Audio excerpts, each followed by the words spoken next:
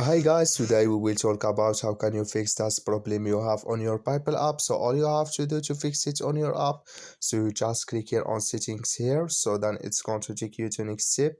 And all you have to do now, so you just go down here and you click here on apps, so and you come to next step here. Then all you have to do now, so you just go down here to looking for PayPal app, so just keep going down here to find your PayPal app here in this list. So then when you click, so I found it, you click here on your PayPal, then it's going to take you to next step here. Then all you have to do now is to just click here on force stop and you click here on OK, and you go down here, you click here on storage and you come to next step here. Then you just click here on clear cache, and all you have to do now is to just restart your phone, then it's going to work with you.